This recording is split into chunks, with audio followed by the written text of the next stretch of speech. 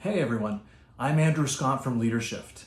And in addition to the time that I spend helping small business owners scale their operations to multiple units, you guys might know that I also got my start in the restaurant industry. And I still have 4 Pita Pit locations that are operational here in Ottawa. So the other day I got a question from somebody, and my friend Dave asked me, how come your restaurants are still open when a lot of small businesses, a lot of quick service restaurants, they've already closed or even gone bankrupt?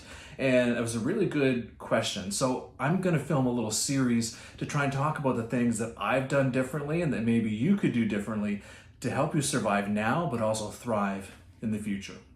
So my stores have been declared essential as a food operation for takeout and delivery. However, if your business is not essential and has been declared as such and you've been forced to close, obviously there's not a whole lot you can do, but hopefully you can still find some value in the event that, when we come through all this, you can implement some of these things and better prepare yourself to thrive in the future and survive in these times as well.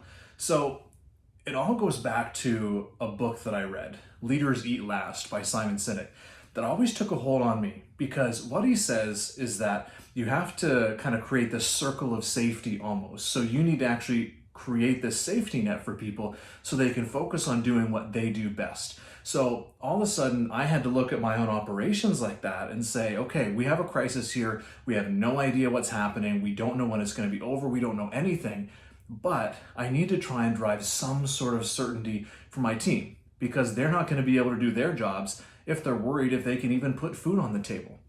I even had one team member that came to me and she said, Andrew, my husband, he's just been notified that he's going to get laid off. He's only been there a couple months. He's not going to be eligible for employment insurance. And I know I'm eligible, but if I go off on employment insurance, I only have half an income. So we're down to 1/4 of a household income, and that's not enough. So I had to look at that and say, okay, what can we do to try and help our team members as much as possible? How do I create certainty for them as much as I could? Even if I wasn't certain, how do I create that certainty for them so that they can focus on the things that will eventually help the business survive this crisis? So by doing this, by letting our team know that, hey, things are going to be okay in one way or another. We are in control as much as we can be. We're doing the right things. We're making the right moves. And just by being upfront and honest with them, it's helped us create this sense of certainty and help us navigate this crisis much better than we otherwise could have, because the team trusts in us and what they're doing,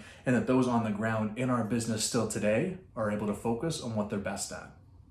So if you know a small business owner affected by COVID-19, whether someone has one business or multiple, whether they're closed, whether they're open, tag them here and let's see if we can work together to come through the other side even stronger than before. I'm going to have a series over the next few days that we're going to talk about very different, small, specific things that you can do to help you survive this crisis, but then thrive in the future. If you want to talk, send me a message. I'm here to help you through.